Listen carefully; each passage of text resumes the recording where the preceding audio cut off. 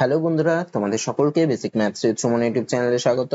আজকের ক্লাসে আমি তোমাদের এসএসসি জিডির 21শে ফেব্রুয়ারি 2025 এর সেকেন্ড শিফটে আসা ম্যাথের কোশ্চেন গুলো সলভ করাবো। তো আমি একদম বেসিক কনসেপ্ট দিয়ে তোমাদের প্রত্যেকটা অঙ্ক বুঝিয়ে দেবো। তো চলো আজকের ক্লাসটা শুরু করি। কি বলছে দেখো, 221 টাকায় একটি দ্রব্য বিক্রি করে একজন ব্যক্তি 10.5% লাভ করে, তাহলে দ্রব্যটির ক্রয় মূল্য কত টাকা? এখানে কি বলে দিয়েছে দেখো, বিক্রয় মূল্যটা বলে দিয়েছে। বিক্রয় মূল্য কত বলেছে? 221 টাকা। আর লাভ বলে দিয়েছে, লাভ কত বলেছে? 10.5%। তা যখন বিক্রয় মূল্য বলে দেয় আর লাভ বা ক্ষতি কিছু বলে দেয়, আমাকে ক্রয় মূল্য বের করতে হয়, তখন ক্রয় মূল্য সমান সমান কি হবে? বিক্রয় মূল্য যত বলেছে তত 221 ইন্টু উপরে বসবে 100 ডিভাইডেড বাই কি হবে?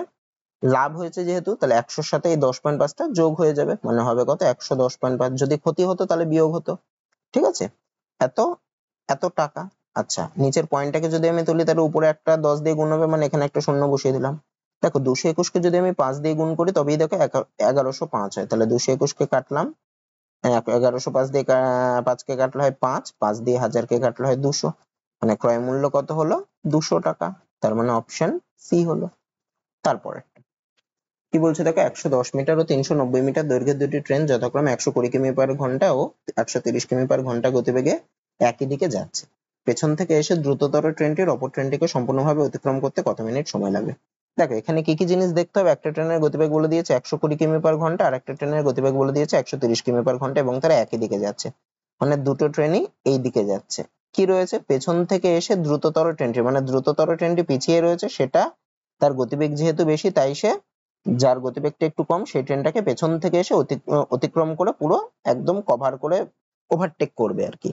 তাহলে এই পুরো জিনিসটাকে তাকে পুরোপুরি সম্পূর্ণভাবে অতিক্রম করা মানে কতটা দূরত্ব অতিক্রম করা? ট্রেন দুটোর দৈর্ঘ্যের সমষ্টি যত, ততটা দূরত্ব পরস্পরকে অতিক্রম করবে, ততটা দূরত্ব যাবে না কিন্তু, মানে পরস্পরকে যে অতিক্রম করছে সেই অতিক্রম করার দূরত্বটা হচ্ছে ওদের দৈর্ঘ্যের সমষ্টি। মানে কতটা দূরত্ব পরস্পরকে অতিক্রম করবে? ট্রেন দুটোর দৈর্ঘ্যের সমষ্টি মানে কত? 110 মিটার আর 390 মিটারের সমষ্টি করলে কত হয়? করলে হয় 500 মিটার। মানে তারা পরস্পরকে 500 মিটার অতিক্রম করবে। সেক্ষেত্রে আপেক্ষিক গতিবেগটা কত হয়ে যাচ্ছে? যেহেতু একই দিকে যাচ্ছে তাই আপেক্ষিক গতিবেগ হয়ে যায় বেশি গতিবেগটা মাইনাস কম গতিবেগটা, মানে কত হবে? 130 কিমি পার ঘন্টা মাইনাস 120 কিমি পার ঘন্টা। তাহলে বিয়োগ করলে কত হয়? 130 থেকে 120 বাদ দিলে হয় 10 কিমি পার ঘন্টা। তাহলে আপেক্ষিক গতিবেগ পেলাম 10 কিমি পার ঘন্টা। এটাকে যদি মিটার পার সেকেন্ডে নিয়ে কি করতে হবে? 10 গুণ 5/18 দিয়ে গুণ করতে হবে, এত মিটার পার সেকেন্ড। যদি আমি 2 দিয়ে কাটি তাহলে নিচে হবে 9, উপরে হবে 5, মানে 25/9 মিটার পার সেকেন্ড। আচ্ছা, তাহলে দেখো, তাহলে তাদের আপেক্ষিক গতিবেগ বললো 25/9 মিটার পার সেকেন্ড, মানে 1 সেকেন্ডে তারা পরস্পরকে অতিক্রম করে 25/9 মিটার। আমি যদি কথাটা ঘুরিয়ে লিখি, তারা পরস্পরকে 25/9 মিটার অতিক্রম করে 1 সেকেন্ডে। 1 মিটার অতিক্রম করবে কত সেকেন্ডে? 1/25/9, তার মানে উল্টে গেলে হবে 9/25 সেকেন্ডে। আর তারা পরস্পরকে কত মিটার অতিক্রম করছে? ট্রেন দুটোর দৈর্ঘ্যের সমষ্টি যত তত, মানে 500 মিটার। তাহলে 500 মিটার পরস্পরকে অতিক্রম করবে কত সেকেন্ডে? 9/25 ইন্টু 500 সেকেন্ডে। 25 দিয়ে যদি কাটাকুটি করি তাহলে হবে 20, 9 গুণ 20 করলে হয় 180 সেকেন্ডে। সেকেন্ড থেকে যদি মিনিটে নিতে যাই তাহলে কি করতে হবে? 60 দিয়ে ভাগ করতে হবে, তাহলে 180/60 এত মিনিট। তাহলে কত হয়? 60 দিয়ে কাটলে হয় 3, মানে 3 মিনিটে তারা পরস্পরকে অতিক্রম করবে, অপশনে। তারপরেরটা কি বলছে দেখো, একজন ব্যক্তি 60 কিমি দূরত্ব 30 কিমি পার ঘন্টা গতিবেগে, পরের 30 কিমি দূরত্ব 60 কিমি পার ঘন্টা গতিবেগে এবং শেষ 45 কিমি দূরত্ব 90 কিমি পার ঘন্টা গতিবেগে অতিক্রম করে। তাহলে সমগ্র যাত্রাপথে তার গড় গতিবেগ কত কিমি পার ঘন্টা? আচ্ছা, গড় গতিবেগ মানে আমরা কি জানি? গড় গতিবেগ সমান সমান হচ্ছে মোট অতিক্রান্ত দূরত্ব বাই মোট সময়। এটা হচ্ছে গড় গতিবেগের ফর্মুলা। তো কি বলছে দেখো, 60 কিমি দূরত্বে যাচ্ছে 30 কিমি পার ঘন্টা গতিবেগে, তাহলে 60 কিমি যেতে কত টাইম লাগবে? 30 কিমি পার ঘন্টা গতিবেগে যাচ্ছে, মানে 30 কিমি যাই 1 ঘন্টায়। যাচ্ছে কত কিমি? 60 কিমি। তাহলে আচ্ছা, 1 কিমি যাবে তাহলে কত ঘন্টায়? 1/30 ঘন্টায়। আর 60 কিমি যাবে তাহলে কত ঘন্টায়? ঐকিক নিয়মে 60/30 ঘন্টা। আমি বোঝানোর জন্য লিখছি, তোমরা একবারে করতে পারো। 30 দিয়ে কাটাকুটি করলে হয় 2, তার মানে প্রথম 60 কিমি যেতে তো টাইম লাগছে 2 ঘন্টা। তারপরে কত কিমি গেছে? পরের 30 কিমি দূরত্ব গেছে 60 কিমি পার ঘন্টা গতিবেগে, মানে দ্বিতীয় ক্ষেত্রে কি গতিবেগ হচ্ছে 60 কিমি পার ঘন্টা, মানে 60 কিমি যাই হচ্ছে 1 ঘন্টায়। গেছে কত কিমি? 30 কিমি। তাহলে 1 কিমি যাবে কত ঘন্টায়? 1/60 ঘন্টায়। আর 30 কিমি যাবে কত ঘন্টায়? 30/60 ঘন্টায়। মানে হয় কাটাকুটি করলে হয় উপরে 1/2, 1/2 মানে এটাকে ভাঙলে হয় 0.5 ঘন্টা। আচ্ছা, আর একটা দূরত্ব গেছে সে কত? 45 কিমি। তাহলে এক্ষেত্রে কি হবে? 45 কিমি যাচ্ছে 90 কিমি পার ঘন্টা, আচ্ছা আচ্ছা সরি, এখানে 45 কিমি দূরত্বে যাচ্ছে 90 কিমি পার ঘন্টা গতিবেগে, মানে 90 কিমি যাই হচ্ছে 1 ঘন্টায়। তাহলে 45 কিমি যাবে কত ঘন্টায়? 45/90 ঘন্টায়, মানে এটাও হবে 1/2, মানে এটাও হবে 0.5 ঘন্টা। তাহলে ও মোট কতটা দূরত্ব যাচ্ছে? প্রথমে যাচ্ছে কত? প্রথমে যাচ্ছে 60 কিমি, তারপরে কত কিমি যাচ্ছে? তারপরে যাচ্ছে 30 কিমি, পরে আবার কত কিমি যাচ্ছে? 45 কিমি। তাহলে মোট অতিক্রান্ত দূরত্ব কত? 60 যোগ 30 যোগ 45, যোগ করলে কত হয়? 60 আর 30 হয় 90, 90 আর 45 হয় 135 কিমি। এত কিমি হচ্ছে মোট অতিক্রান্ত দূরত্ব। আর মোট সময় কত লাগছে? প্রথম 60 কিমি যেতে টাইম লেগেছিল 2 ঘন্টা, তাহলে 2 যোগ পরের 30 কিমি যেতে সময় লেগেছে 0.5 ঘন্টা, মানে 0.5 প্লাস পরের 45 কিমি যেতেও সময় লেগেছে 0.5।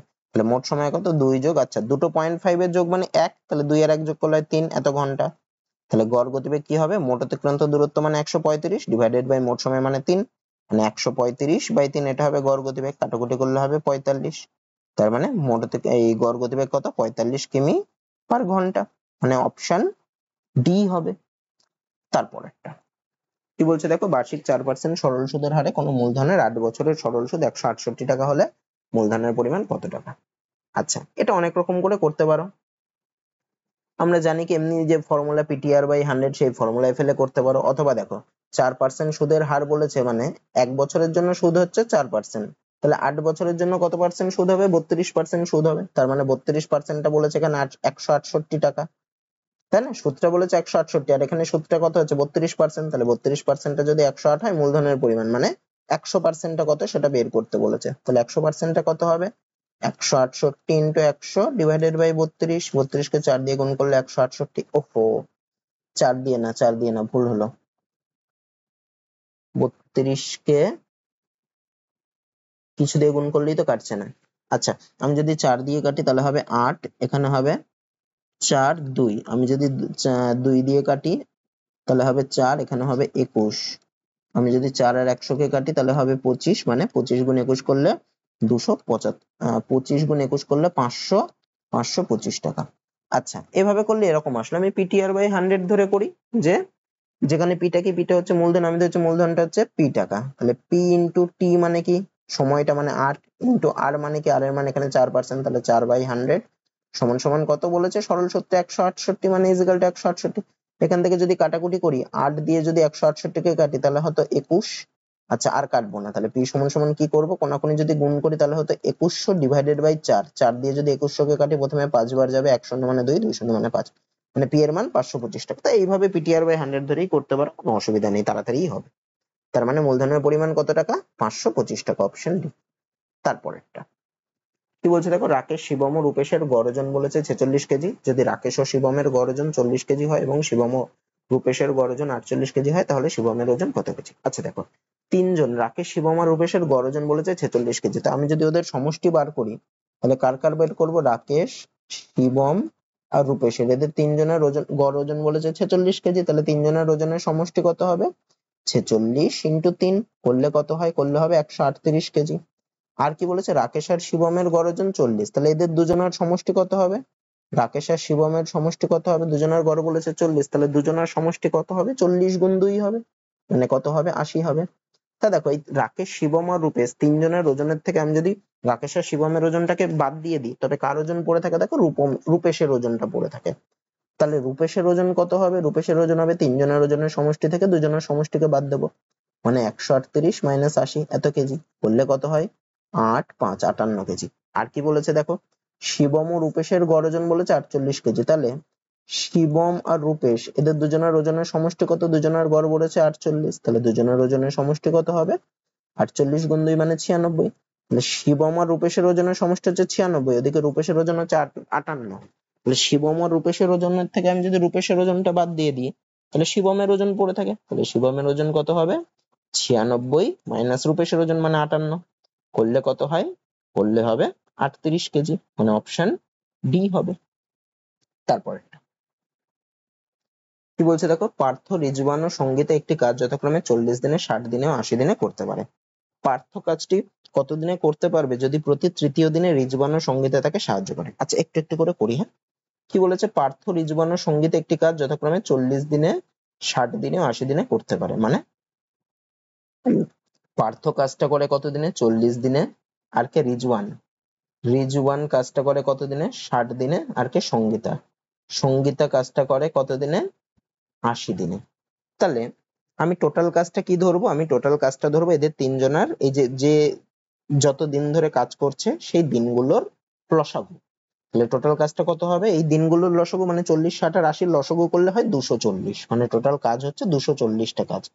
তাহলে পার্থ 40 দিনে করে 240টা কাজ, রিজওয়ান 60 দিনে করে 240টা কাজ, আর সঙ্গীতা 80 দিনে করে 240টা কাজ। এবার আমার কাজ হবে প্রত্যেকে একদিনে কতগুলো করে কাজ করে। তাহলে পার্থ যদি 40 দিনে 240টা কাজ করে, তাহলে পার্থ একদিনে কতগুলো কাজ করবে, 40 দিনে করছে 240টা, তাহলে একদিনে করবে 240/40টা কাজ। কাটাকুটি করলে কতগুলো হয়, 6টা কাজ হয়। একই রকম করে তাহলে রিজওয়ান 60 দিনে করছে 240টা কাজ, তাহলে একদিনে কতগুলো কাজ করবে, 240/60টা কাজ, মানে কাটাকুটি করলে হয় 4টে কাজ। আর সঙ্গীতা ও 80 দিনে করছে 240টা কাজ, তার মানে একদিনে কতগুলো কাজ করবে, 240/80টা কাজ, মানে 3টে কাজ করবে। তাহলে পার্থ একদিনে করে 6টা কাজ, রিজওয়ান একদিনে করে 4টে কাজ, আর সঙ্গীতা একদিনে করে 3টে কাজ। এবার কি বলেছে দেখি, আমাকে কি বের করতে বলেছে, বলছে পার্থ কাজটি কতদিনে শেষ করতে পারবে যদি প্রতি তৃতীয় দিনে রিজওয়ান ও সঙ্গীতা তাকে সাহায্য করে। তার মানে কি, প্রতি তৃতীয় দিনে রিজওয়ান ও সঙ্গীতা পার্থকে সাহায্য করছে, মানে প্রতি তৃতীয় দিনে রিজওয়ান ও সঙ্গীতা পার্থর সাথে কাজ করছে। আর বাকি দুদিন মানে প্রথম দিন আর দ্বিতীয় দিন পার্থ একা একা কাজ করছে। ঠিক আছে, তা এই কেসটা আমাকে বলে দিয়েছে। তাহলে দেখো, তাহলে প্রথম দুদিনের ক্ষেত্রে কি হবে, পার্থ একা কাজ করছে, তাহলে পার্থ প্রথম দিন কটা কাজ করবে, 6টা কাজ। পার্থ দ্বিতীয় দিন কটা কাজ করবে, আরো 6টা কাজ। আর তিনজন মিলে মানে পার্থ প্লাস রিজওয়ান প্লাস সঙ্গীতা মিলে তৃতীয় দিন কটা কাজ করবে, পার্থ করবে 6টা, রিজওয়ান করবে 4টে, সঙ্গীতা করবে 3টে, মানে 6 আর 4 10 আর 3 13টা কাজ। তাহলে প্রথম 3 দিনে মোট কটা কাজ হবে, পার্থ প্রথম দিনে 6টা, পার্থ দ্বিতীয় দিনে 6টা, তিনজন মিলে তৃতীয় দিনে 13টা, মানে 6 আর 6 12 আর 13 25টা কাজ হচ্ছে 3 দিনে। তাহলে তার পরের 3 দিনেও এরকম করে আরো 25টা কাজ হবে, তাহলে এরকম 25টা টোটাল কাজ আমার কটা, 240টা। তাহলে এরকম 25টা করে আমি কতদিন অবধি যেতে পারি, 25টা করে হলে দেখো আমি 225টা অবধি যেতে পারি, মানে 25 × 9 করলে মানে 240-এর মধ্যে তো 25 9 বার যায়, 25 × 9 করলে হয় 225। তার মানে যে 3 করে এরকম এরকম সার্কেল এরকম সাইকেল কতগুলো হতে পারে, 3 করে সাইকেল, 3 করে এরকম কাজের সাইকেল হতে পারে 9টা, মানে 3 × 9 দিন, মানে হবে 27 দিন যদি কাজ করে তারা, তাহলে তারা কতগুলো কাজ করবে, 25 × 9টা মানে 225টা কাজ করবে। তাহলে 27 দিনে কাজ হবে 225টা। এইভাবে তিনটে করে যদি চলে, তাহলে তারপরেও 225টা কাজের পরেও আর কতগুলো কাজ বাকি থাকছে, টোটাল কাজ হচ্ছে 240টা, 225টা হলে মানে কতগুলো কাজ পড়ে থাকলো, আর 15টা কাজ পড়ে থাকলো। এই 15টা আবার প্রথম দিন কে করবে, প্রথম দিন করবে হচ্ছে পার্থ। পার্থ প্রথম দিনে কতগুলো কাজ করে, 6টা, তাহলে একদিনে করলো 6টা কাজ। দ্বিতীয় দিনেও পার্থ আরো 6টা কাজ করবে, তাহলে 2 দিন মিলে কতগুলো কাজ হলো, 12টা কাজ হলো। তাহলে 15টার মধ্যে 2 দিনে 12টা কাজ হয়ে গেল। আচ্ছা, 2 দিন কাজ হলো মানে টোটাল কতদিন কাজ হলো, আগে ছিল 27 দিন, আরো 2 দিন কাজ হলো মানে 29 দিন কাজ হয়ে গেল। তারপরেও আরো কি রয়েছে, 3টে কাজ বাকি রয়েছে। তাহলে এই 3টে কাজ কে করবে, আবার তারা 3জন মিলে করবে। তারা 3জন মিলে দেখো এক 13 একটা কাজ করে, এই একদিনে করে 13টা কাজ, তার মানে তারা 13টা কাজ করে একদিনে। তাহলে তারা 3টে কাজ করবে কত দিনে, 3/13 দিনে। তাহলে এই যে 29 দিন হওয়ার পরেও যে 3টে কাজ বাকি থাকছে, সেই কাজটা করতে আর কতদিন টাইম লাগবে, 3/13 দিন। তাহলে মোট কতদিন টাইম লাগছে, 29 যোগ 3/13, মানে 29 পূর্ণ 3/13 দিন। তার মানে অপশন সি হবে। তারপরেরটা কি বলছে দেখো, 4% সুদের হারে কোনো মূলধনের 3 বছরের চক্রবৃদ্ধি সুদ ও সরল সুদের অন্তর যদি 152 টাকা হয়, তাহলে মূলধনের পরিমাণ কত টাকা। দেখো, এরকম 3 বছরের জন্য যদি বলে দেয়, সেক্ষেত্রে চক্রবৃদ্ধি সুদ আর সরল সুদ বের করার যদি এদের অন্তর বলে দেয়, সেক্ষেত্রে একটা ফর্মুলা আছে। আমি ধরছি যদি মূলধনটা যদি পি হয়, মূলধন যদি পি আর সুদের হার যদি আর হয়, সুদের হার যদি আর হয়, সেক্ষেত্রে ফর্মুলাটা কি, 3 বছরের ক্ষেত্রে এখানে সময়টা অবশ্যই 3 বছরই হতে হবে, তবেই এই ফর্মুলাটা হবে। ফর্মুলাটা কি, পি ইন্টু r/100 তার whole square into 3 plus r/100 equal to হচ্ছে সুদের পার্থক্যটা, ইজিক্যাল টু সুদের পার্থক্য, বা সুদের পার্থক্য ইজিক্যাল টু এটাও লিখতে পারো। আচ্ছা, বা সুদের অন্তর, এখানে সুদের অন্তর বলেছে, সুদের অন্তর পার্থক্য একই। তাহলে ফর্মুলা যেটা ছিল সেটাতেই বসাবো। পি এর মান আমি জানি না, সেটাই আমাকে বের করতে বলেছে, লিখলাম পি ইন্টু r/100। আর এর মান আমি জানি 4% বলে দিয়েছে, মানে 4/100 তার হোল স্কোয়ার ইন্টু 3 প্লাস আর এর মান বলে দিয়েছে 4/100, এটা ইজিক্যাল টু সুদের পার্থক্য। সুদের পার্থক্য কত? 152, মানে লিখবে 152। আচ্ছা 4/100 কে কাটলে হয় উপরে 1 নিচে 25, এখানেও হবে 1 নিচে 25, তার মানে কি হচ্ছে পি ইন্টু 1/25 স্কোয়ার, মানে 25 গুণ 25 লিখছি, ইন্টু এটাকে যদি আমি লসাগু করি তাহলে হবে দেখো 3 যোগ 1 এর 25, মানে লসাগু করলে হবে 75 যোগ 1/25, মানে 76/25 সমান সমান 152। আচ্ছা এই 76 এর 152 কে দেখো 76 কে 2 দিয়ে গুণ করলে 152, তাহলে এটা হবে 2। তাহলে পি সমান সমান কত হবে? 25 গুণ 25 গুণ 25 গুণ 2, তাহলে কি হয় 25 গুণ 2 করলে হয় 50, আর এদিকে 25 গুণ 25 করলে হয় 625, তাহলে 625 ইন্টু যদি আমি 5 করি কত হয়? 5 5 25 এর 5 হাতে 2, 5 দুগুণে 10 আর 2 12, 2 হাতে 1, 5 30 এর 31, আর লাস্টে একটা শূন্য, মানে 31,250 মূলধনের পরিমাণ, মানে অপশন ডি হবে। এই ফর্মুলাটা তোমাদের মনে রাখতে হবে, যদি 3 বছরের ক্ষেত্রে দেয় সুদের পার্থক্য সমান সমান হচ্ছে পি ইন্টু r/100 তার whole square into 3 plus r/100, এই ফর্মুলাটা মনে রাখতে হবে, তা না হলে করা যাবে না। এটা খালি 3 বছরের ক্ষেত্রে এই ফর্মুলাটা। তারপরেরটা কি বলছে দেখো, একটি হাত ঘড়ির মুদ্রিত মূল্য 1200 টাকা, পরপর 5% ও 8% ছাড় দেওয়া হলে ঘড়িটির বিক্রয় মূল্য কত টাকা হবে? আচ্ছা দেখো ছাড় দিয়েছে পরপর 5% ও 8%, তাহলে পরপর 5% ও 8% ছাড়ের বদলে যদি একটা ছাড় দিত, মানে ওর সমতুল্য ছাড়টা কি হতো? সমতুল্য ছাড়ের ফর্মুলা কি? 5% আর 8% ছাড়ের সমতুল্য ছাড় হবে 5 যোগ 8, মানে যেই দুটো ছাড় দিয়েছে তাদের যোগফল মাইনাস তাদের গুণফল বাই 100, মানে মাইনাস 5 ইন্টু 8/100। 5 দিয়ে 100 কে কাটলে হয় 20, আর 8 দিয়ে যদি আমি 2 দিয়ে কাটি তাহলে হবে 4, নিচে হবে 10, তাহলে কত হচ্ছে? 5 আর 8 13, মাইনাস 4/10 করলে 0.4, তার মানে সমতুল্য ছাড়টা কত? 12.6 এত পার্সেন্ট। আচ্ছা তার মানে ছাড় দিচ্ছে কত? 12.65, তাহলে ঘড়িটার বিক্রয় মূল্য কত হবে? 1200 টাকার উপর ছাড় দিচ্ছে কত? 12.6%, তাহলে বিক্রি করবে কত? 12.6% কম দামে, তার মানে কত পার্সেন্ট দামে? মানে 100 মাইনাস 12.6% দামে, মানে কত হবে?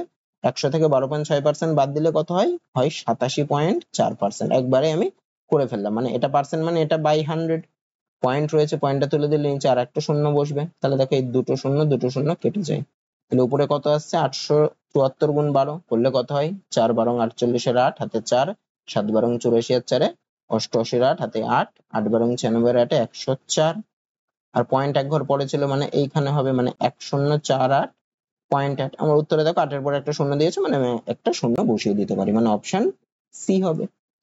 তারপরেরটা কি বলছে দেখো, শানের কাছে 1617 টাকা আছে, সেই টাকা তার দুই ছেলে পীযূষ ও মনোজের নামে বার্ষিক 10% চক্রবৃদ্ধি সুদের হারে এমন ভাবে ব্যাংকে রাখলো যে পীযূষ ও মনোজ যথাক্রমে 11 ও 12 বছর পর ব্যাংক থেকে সমপরিমাণ অর্থ ফেরত পাবে। তাহলে শান পীযূষের নামে কত টাকা রেখেছিল? আচ্ছা টোটাল আছে 1617 টাকা, দুই ছেলের নামে পীযূষ আর মনোজের নামে রেখেছিল। আমি ধরছি পীযূষের নামে রেখেছিল এক্স টাকা আর মনোজের নামে রেখেছিল, তাহলে বাকি টাকাটা মানে 1617 মাইনাস এক্স। সুদের হার কত বলেছে? আর এর মান বলেছে 10%, আর পীযূষের কত কি বলেছে দেখো, 10% চক্রবৃদ্ধি সুদের হারে এমন ভাবে ব্যাংকে রাখলো যে পীযূষ ও মনোজ যথাক্রমে 11 ও 12 বছর পর ব্যাংক থেকে সমপরিমাণ অর্থ ফেরত পাবে। মানে পীযূষের 11 বছর পরের সুদ আসল আর মনোজের 12 বছরের পরের সুদ আসলটা কি? দুটো হচ্ছে সেম, তার মানে পীযূষের টাকাটা কত বছর খাটছে? 11 বছর, আর মনোজের টাকাটা কত বছর খাটছে? 12 বছর। তাহলে 10% সুদের হারে এক্স টাকার 11 বছরের সুদ কত হবে পীযূষের সুদ আসলটা? সেটা কত হবে পীযূষের সমল চক্রবৃদ্ধিটা? x ইন্টু 1 প্লাস r/100, মানে 10/100 হোল টু দি পাওয়ার সময়টা 11 ইজিক্যাল এটা কার সাথে সমান? মনোজের আসল কত? 1617 মাইনাস এক্স, তাহলে 1617 minus x into 1 plus r/100, মানে 10/100 হোল টু দি পাওয়ার কি হয়ে যাবে সময়টা, মানে মনোজের ক্ষেত্রে সময়টা 12 বছর, মানে পাওয়ারে 12 বসবে। আচ্ছা এই শূন্য কাটলো, এই শূন্য কাটলো, তাহলে কত হয় এখানে? x ইন্টু 1 প্লাস 1 10, মানে 11/10 হোল টু দি পাওয়ার 11 সমান সমান 1617 minus x into 11/10 whole to the power 12। আচ্ছা এক্স গুলোকে যদি বাপাশে আনে কি হয়? X by 1617 minus x is equal to ডান পাশের উপরে হবে 11/10 whole to the power 12 by 11/10 whole to the power 11। তাহলে এখানে দেখো দুটোতেই উপরে 11/10 নিচে 11/10 হয়েছে, আর পাওয়ারের উপরে একটা 12 আছে, নিচে 11 আছে, তাহলে এরকম যদি উপর নিচে থাকে তখন কি হয়ে যায়? পাওয়ার গুলো মাইনাস হয়ে যায়, মানে হবে 11/10 whole to the power 12 minus 11, মানে 12 মাইনাস 11 করলে একই হয়, মানে 11/10ই হয়। তাহলে আমি কি পেলাম? এখানে লিখছি এক্স বাই 1617 মাইনাস এক্স সমান সমান 11/10, কোনাকুনি গুণ করি, তাহলে 10x সমান সমান হবে 11 গুণ 1617 মাইনাস 11x, এক্স গুলোকে যদি বাঁ পাশে আনে তাহলে 10x আর 11x মানে 21x সমান সমান হবে 11 গুণ 1617। আমি যদি x এর মানটা বার করি তাহলে x সমান সমান হবে 11 গুণ 1617 বাই 21। 7 দিয়ে যদি কাটাকুটি করি 3 7 21 আর 1617 কে কাটলে 7 দুগুণে 14 2 1 3 1। আবার 3 দিয়ে 231 কে কাটলে হয় 7 2 1 7। তার মানে 77 আর 11 কে গুণ করলে কত হয়? 77 গুণ 11 করলে 770 আর 77 মানে 847। তাহলে x এর মান বেরোলো 847। আমাকে কি বার করতে বলেছে? শান পিজুসের নামে কত টাকা দিয়েছিল। আমি ধরেছি পিজুসের নামে x টাকা দিয়েছিল, তাহলে শান পিজুসের নামে কত টাকা ধরেছিল? দিয়েছিল 847 টাকা, মানে অপশন বি হবে। তারপরেরটা কি বলছে দেখো, দশম শ্রেণীর 3টি বিভাগের ছাত্র সংখ্যা যথাক্রমে 35 জন, 40 জন ও 25 জন এবং তাদের প্রাপ্ত নম্বরের গড় যথাক্রমে 90, 88 ও 80। তাহলে দশম শ্রেণীর সকল ছাত্রদের প্রাপ্ত নম্বরের গড় কত? এটা অনেক রকম করে করা যায়, তো আমি একদম বেসিক পদ্ধতিতেই করছি। দেখো, তাহলে 35 জনের গড় বলেছে 90, 40 জনের গড় বলেছে 88 আর 25 জনের গড় বলেছে 80। তাহলে 35 জনের নাম্বারের সমষ্টি কত? 35 জনের গড় যদি 90 হয়, 35 জনের সমষ্টি কত? 35 গুণ 90 যোগ 40 জনের গড় 88, তাহলে 40 জনের সমষ্টি কত হবে? 40 গুণ 88 যোগ আর কি 25 জনের গড় বলেছে 80, তাহলে 25 জনের সমষ্টি কত হবে? 25 গুণ 80 ডিভাইডেড বাই টোটাল জন। এটা হচ্ছে টোটাল মোট নম্বর পেলো, ডিভাইডেড বাই টোটাল কতজন আছে? 35 জন, 40 জন আর 25 জন, মানে ওদের সমষ্টি 35 যোগ 40 যোগ 25। আচ্ছা, উপরের গুণগুলোর মধ্যে দেখো সবার মধ্যেই দেখো এই সবকটা গুণের মধ্যেই দেখো 10 10 করে কমন আছে। 90 এর মধ্যেও 10 আছে, 40 এর মধ্যেও 10 আছে, 80 এর মধ্যেও 10 আছে, তাহলে সবার থেকে আমি 10 কমন নিয়ে নিই। তাহলে কত পড়ে থাকছে? 35 গুণ 9 পড়ে থাকছে, 35 গুণ 9 যোগ 40 এর 88 থেকে 10 কমন নিলে 4 গুণ 88 পড়ে থাকবে, লিখলাম 4 গুণ 88 যোগ 25 এর 80 থেকে 10 কমন নিলে 25 গুণ 8 পড়ে থাকবে, লিখলাম এত, ডিভাইডেড বাই এগুলো সব যোগ করলে কত? 35 আর 25 হয় 60 আর 40 হয় 100। একটা শূন্য একটা শূন্য কেটে দিলাম, তাহলে কি হয়? 35 গুণ 9 করলে 350 থেকে 35 বাদ যাবে, মানে হবে 315 যোগ 88 গুণ 4 করলে 4 এটা 32 এর 2 হাতে 3, 4 এটা 32 এর 3 35 যোগ 25 গুণ 8 করলে হয় 200 ডিভাইডেড বাই 10। এগুলো সব যদি আমি যোগ করি তাহলে 0 2 আর 5 মানে 2 আর 5 হয় 7, 0 5 আর 1 5 আর 1 হবে 6, 2 আর 3 5 আর 3 8 এত ডিভাইডেড বাই 10। তো এটাকে যদি 10 দিয়ে ভাগ করি পয়েন্ট 1 ঘর সরবে, তার মানে কত হবে? 86.7। তাহলে দশম শ্রেণীর সকল ছাত্রদের প্রাপ্ত নম্বরের গড় কত হবে? 86.7। এটা অন্য নিয়মেও করা যায়, একটু সোজা হতো এই নাম্বারের তফাৎ গুলো বের করে, তো এই নিয়মে একদম বেসিক এটাই। তারপরে কি বলছে দেখো, একটি ত্রিভুজের ক্ষেত্রফল ধ্রুবক, মানে ক্ষেত্রফল পরিবর্তন হচ্ছে না। যদি ত্রিভুজটির ভূমির দৈর্ঘ্য 20% হ্রাস করা হয় তাহলে ত্রিভুজটির উচ্চতা কত শতাংশ বৃদ্ধি করতে হবে? দেখো, যেহেতু ক্ষেত্রফল ধ্রুবক তাই একটা যেই হারে আমি হ্রাস করছি অন্যটাকেও ঠিক সেই হারেই আমাকে বার করতে হবে, কারণ ত্রিভুজের ক্ষেত্রফলের ফর্মুলা কি? ক্ষেত্রফল সমান সমান হাফ ইন্টু ভূমি ইন্টু উচ্চতা। মানে ভূমিকে যদি আমি হ্রাস করি তাহলে আমাকে উচ্চতাকে বাড়াতে হবে। উচ্চতাকে কি অনুপাতে বাড়াবো? দেখো, ভূমিকে আমি যদি আবার আগের অবস্থায় নিয়ে যেতে গেলে যতটা বাড়াতে হবে আমাকে উচ্চতাটাকেও ঠিক ততটাই বাড়াতে হবে। তাহলে ভূমিকে 20% হ্রাস করলাম, আমি ধরলাম আগে ভূমির দৈর্ঘ্য ছিল 100, তাহলে এখন ভূমির দৈর্ঘ্য কত? 20% হ্রাস করেছে, মানে 100 তে 20 কমিয়েছে, মানে এখন দৈর্ঘ্য হচ্ছে 80। তাহলে 80 থেকে যদি আমি 100 তে নিয়ে যাই তাহলে আমাকে কি করতে হবে? তাহলে আমাকে 80 তে 20 বাড়াতে হবে, সেটাই আমার উচ্চতাতেও আমি তাই ধরবো, এরকম করে ধরলেই আমার হয়ে যাবে। তাহলে আমাকে ধরতে হবে যে উচ্চতাটাও 80 তে বাড়াতে হবে 20, মানে বাড়াতে হচ্ছে কত? 20। কততে? কতর মধ্যে? 80 এর মধ্যে 20 বাড়াতে হচ্ছে, তাহলে ডিভাইডেড বাই 80 ইন্টু 100 এত পার্সেন্ট। উচ্চতা বৃদ্ধির হার কত হবে? যতটা আমাকে বাড়াতে হবে, আমাকে 80 থেকে 100 তে যেতে হবে, যেহেতু আমার ক্ষেত্রফলটা ধ্রুবক। তাহলে কতটা বাড়াতে হবে? 20 বাড়াতে হবে। কতর মধ্যে? 80 এর মধ্যে, তাহলে 20 বাই 80 ইন্টু 100 এত পার্সেন্ট। এই শূন্য এই শূন্য কেটে দিলাম, 2 দিয়ে 8 কে কাটলে হয় 4, 4 দিয়ে 100 কে কাটলে হয় 25, মানে কত পার্সেন্ট বাড়াতে হবে? 25% বাড়াতে হবে, অপশন সি। তারপর একটা কি বলছে দেখো, যদি 55, 50, 23 ও 22 সংখ্যাগুলির প্রতিটি থেকে একটি সংখ্যা x কে বিয়োগ করা হয় তাহলে যে সংখ্যাগুলো পাওয়া যায় সেগুলি সমানুপাতে থাকে। 3, 7 ও x এর চতুর্থ সমানুপাতি কত? আচ্ছা, আমি যদি এখানে দেখো, এখানে আমি ধরতে পারি প্রত্যেকটা থেকে যদি x বিয়োগ করা হয় তাহলে সংখ্যাগুলো কি হয়? 55 minus x, 50 minus x, 23 minus x, 22 minus x। এরা বলেছে সমানুপাতে, মানে 55 মাইনাস x ইস্টু অত ইস্টু 50 মাইনাস x সমান সমান হবে 23 minus x is to 22 minus x। তা এইভাবে যদি আমি করি দেখো আমার ক্যালকুলেশন অনেক বড় হবে, আমি এইভাবে করব না।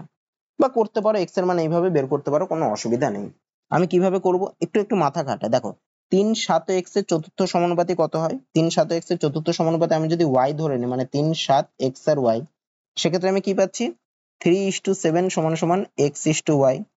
তার মানে কি? তার মানে x টা 3টা সমানুপাতে, এই 3 আর 7 সমানুপাতে x আর y সমানুপাতে, মানে কি 3/7 x/1। এর মানে হচ্ছে x এর যে মানটা হবে সেটা 3 এর গুণিতকে হবে, আর y এর যে মানটা হবে সেটা 7 এর গুণিতকে হবে, তবেই এটা সম্ভব, তবেই আমার অনুপাতটা ঠিক থাকবে। 3/7 3/7 এই অনুপাতটা থাকবে যদি ওর গুণিতকে হয়। মানে ধরো দুটোর সাথে যদি 2 গুণ করি তাহলে কত হতো? 6/14 হতো, মানে অনুপাত আমার 3:7ই থাকছে।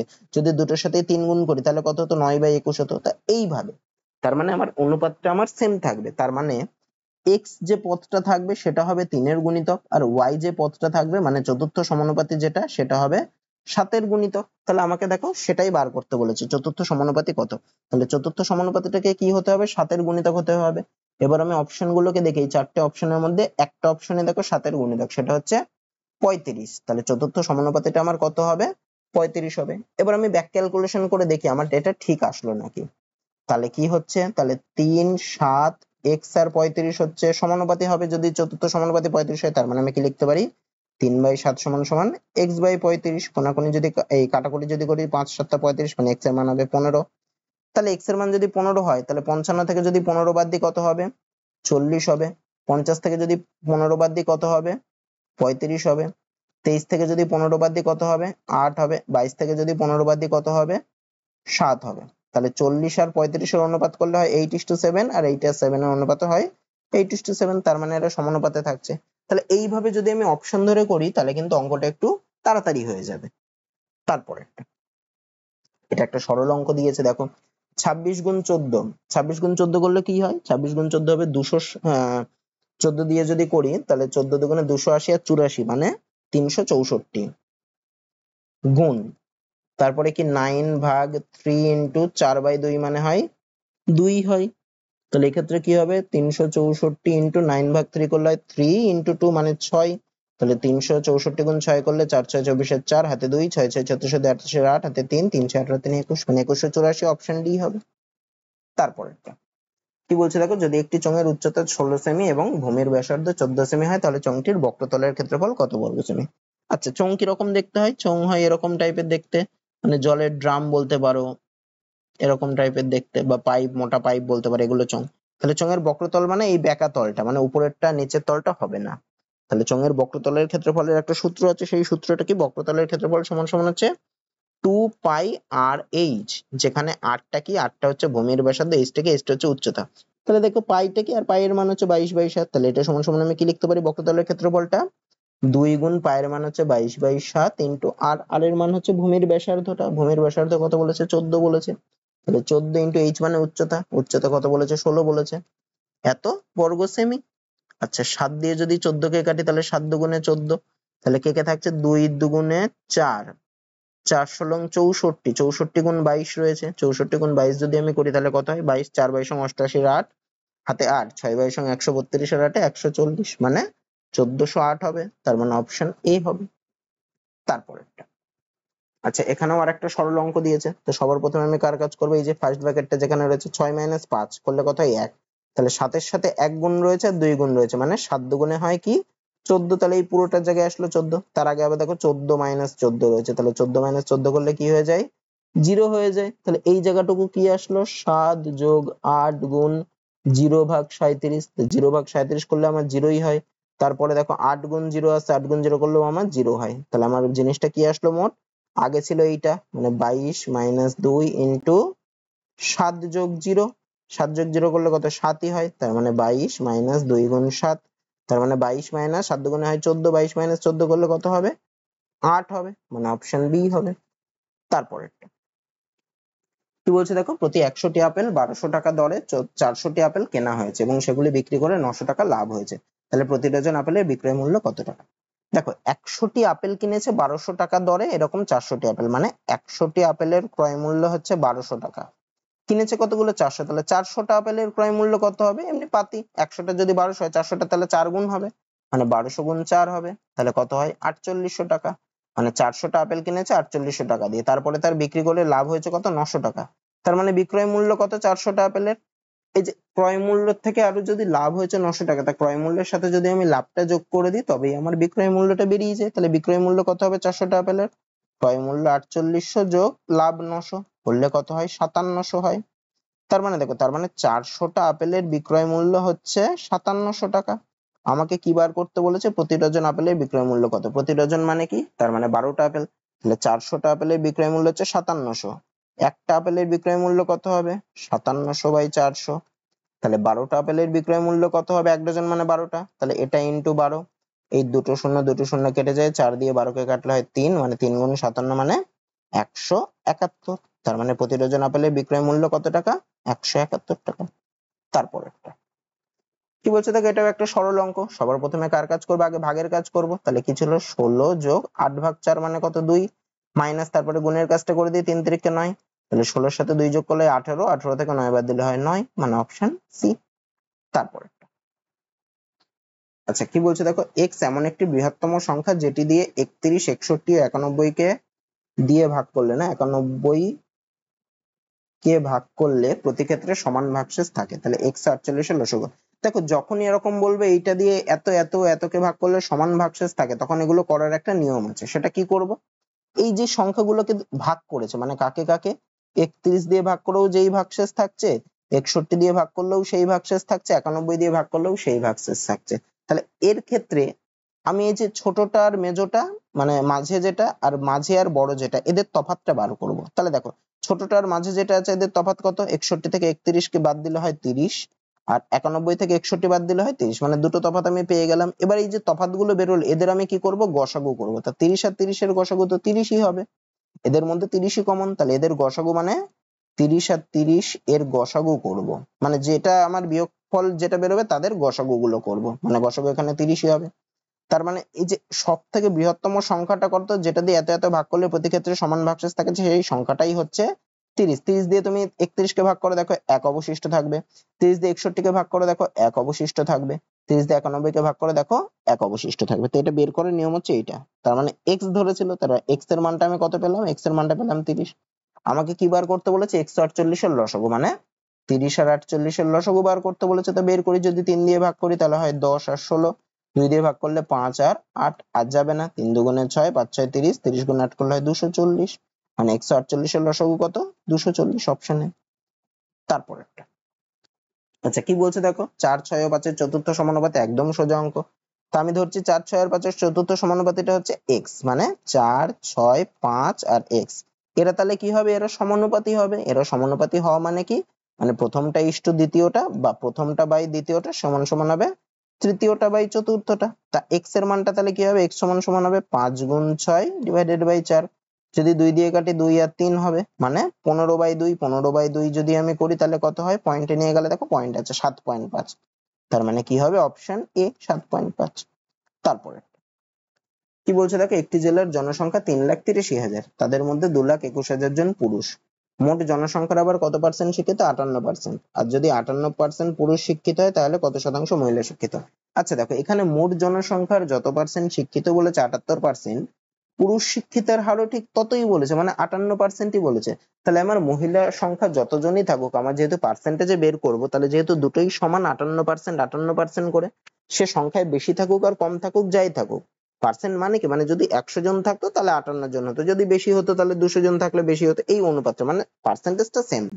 তাহলে আমার কত শতাংশ মহিলা শিক্ষিত হতো, যেহেতু এটাও 58% টোটাল, পুরুষ শিক্ষিতের হার 58%, তাহলে মহিলা শিক্ষিতের হারও কত হবে, সেই একই হবে 58%।